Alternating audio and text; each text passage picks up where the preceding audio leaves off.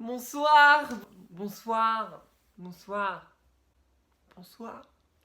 Donc voilà, je me suis fait convoquer. Et je suis passée sous le bûcher. Ce qui caille là, on sent que c'est novembre là. Hein.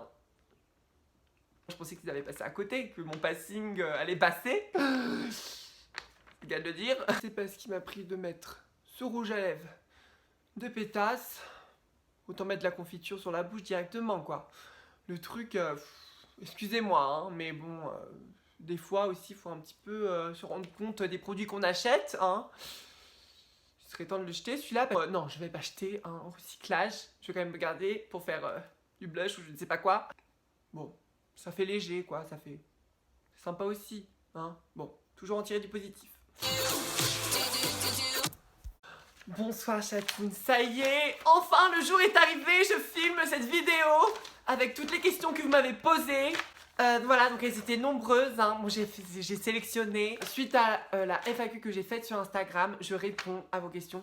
Mon Instagram c'était à l'intérieur, tout accroché sans rien. Si vous voulez me suivre pour me poser des questions et tout ça, allez-y.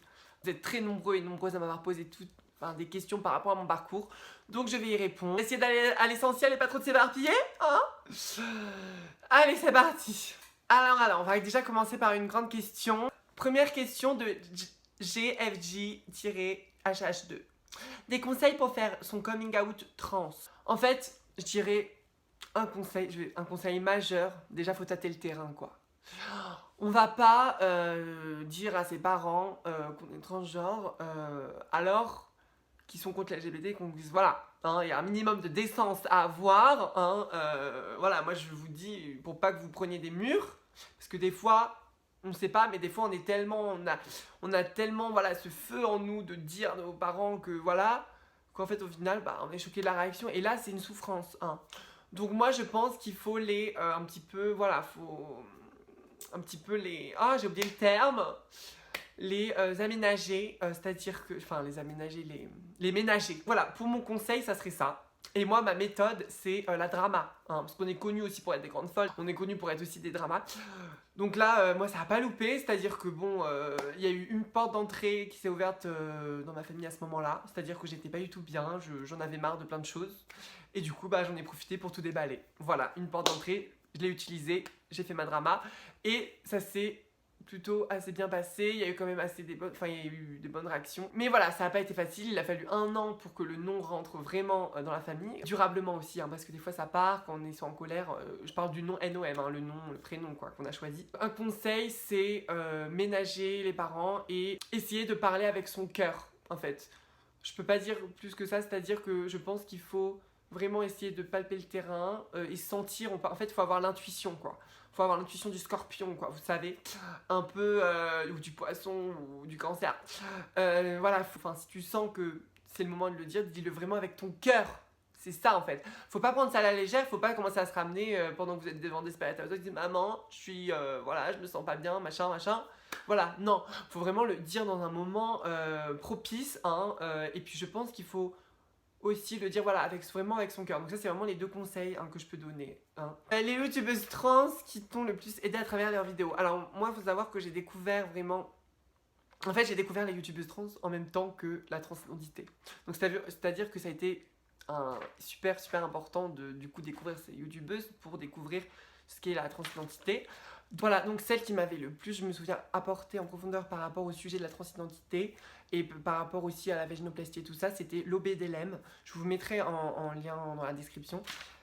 Son compte, voilà, et puis moi je l'ai trouvée naturelle, bon je l'ai trouvée, bon elle est brute voilà, on sent qu'elle est brute, mais moi ça m'a touchée, enfin elle m'a touchée cette youtubeuse en fait, je pense que c'est elle qui m'a le plus apporté. Après c'est vrai que Laura Badler, j'ai eu aussi beaucoup de renseignements à travers toutes ces vidéos, mais c'est vrai que en fait on voit toute l'intimité de Lobé Delem et c'est ça qui fait aussi que on apprend aussi énormément.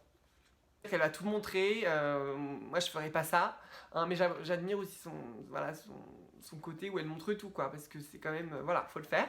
Et une que j'aime, une youtubeuse trans qui me fait rire par son naturel, c'est Dayanara. Moi je la trouve, je sais pas, elle me fait rire. Troisième question. T'as fait tes changements de papier pour tes écoles, ça s'est passé comment? Ça c'est une très bonne question. Je crois que c'est une des questions phares de cette vidéo parce que justement il m'est arrivé un événement récent. Voilà, moi, il faut savoir déjà que j'ai fait mon changement de prénom. Là, je suis en train de changer mon genre. Donc là, normalement, ça a été admis par le préfet. Donc voilà, je suis allée au tribunal de Paris et tout ça. Donc là, j'attends ma convocation. Enfin, je sais même pas s'ils vont me convoquer. Enfin, j'attends. Mais bon, en tout cas, j'ai donné ma requête et tout ça. Donc là, le numéro de sécu et le genre n'est pas encore changé sur ma carte. Mais ça, voilà, c'est en voie d'amélioration. Du coup, ça m'a posé des problèmes. Donc du coup, voilà, mes papiers, j'en suis à là. Et cela m'a posé des problèmes parce que du coup, je travaille en tant qu'étudiante, en fait. Et à mon travail, en fait, ils me l'ont pas dit. C'est-à-dire qu'ils étaient tous au courant et du coup, ils en parlaient à la moto.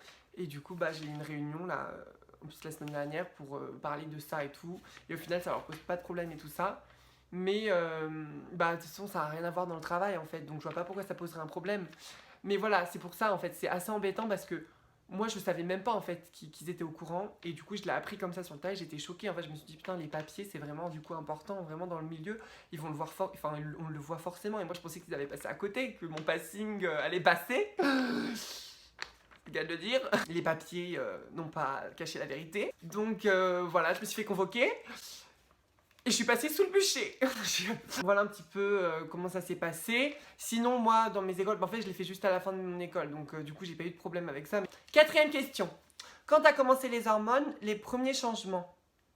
Une question de It's More Than That 06. Moi, les premiers changements, je pense que honnêtement, la peau. Voilà, la peau qui s'est tout de suite... bah, j'ai plus de boutons. Et un petit peu aussi les poils. Franchement, voilà, pour moi, c'était ça. Voilà. Simple, clair, efficace. Mon père est hyper transphobe, je sais pas comment faire mon coming out. Ah, ça, c'est une sacrée question, hein. Parce que je suis pas non plus conseillère familiale. Mais bon, je vais essayer de l'être un court moment pour toi. Ce qui est malheureux avec du coup les personnes transphobes, enfin les parents transphobes, c'est que il faut mettre les parents transphobes en fait dans un dilemme de en fait vous préférez être que je sois dans la norme et que je souffre, ou que je sois moi-même et que je sois pas dans la norme quoi. Et c'est ça en fait le dilemme qu'il faut leur poser. Et de toute façon, je pense que les parents aiment un minimum leurs enfants pour quand même accepter certaines choses. Et voilà, parce que sinon après il faut faire une espèce de chantage, de se dire ah bah si c'est pas comme ça, moi je me casse. Et là ils se disent ah bah non, j'ai rien machin. Et puis voilà, bon, je pense qu'il y a quand même des solutions, mais voilà, le truc c'est que c'est fort quoi, du coup, déjà que c'est leur décision, leur idéologie déjà sont très fortes, sont très fermées. Donc voilà, je pense que faut leur faire un dilemme en fait. Pour moi c'est ça, mais bon après voilà, je suis pas psychologue donc je vais pas commencer à m'étendre à ce sujet. Est-ce que tu aimerais un jour avoir des enfants? Je pense que j'ai un côté très maternel. J'aime bien les enfants, voilà, j'adore les animaux. Enfin, grosse connasse. Mais moi j'ai eu un chien, voilà, un vieux chien, et c'était mon bébé parce que pour moi, les personnes vieilles redeviennent des enfants et les enfants sont comme des personnes vieilles. Pour moi, c'est comme ça que ça se passe dans ma tête. Enfin bref. Du coup, c'est vrai que mon chien, voilà, fallait lui mettre des couches. Voilà, et en fait, il m'a donné énormément d'amour. Enfin voilà, je pense que j'ai la fibre maternelle en moi. Donc je pense que j'aimerais bien un jour, mais c'est pas du tout d'actualité. Et pour l'instant, je me concentre surtout sur mon avenir et pas du tout sur ça, quoi. Mais oui, pourquoi pas. Même avoir un enfant biologique, enfin de son propre enfant biologique, c'est possible. Bon, je vais pas m'étendre là-dessus parce que sinon la vidéo va être super longue. Mais si vous voulez que je m'étende là-dessus, dites-le moi en commentaire. Après, dernière question, celle que vous attendez le plus. Hein. Juste avant, dernière question. Alors, une question qui a rien à voir sur la transidentité, je suis désolée, mais je voulais quand même y répondre. Comment tu as travaillé sur ta dernière musique? Parce que oui, il faut savoir que j'ai ouvert... je suis compositrice et j'ai une chaîne YouTube où je crée des chansons, où je poste mes chansons avec des clips et tout ça. Je vous mettrai le lien en barre d'infos. Et je viens de créer une chanson qui s'appelle Poupée de soie sur la femme objet et tout ça.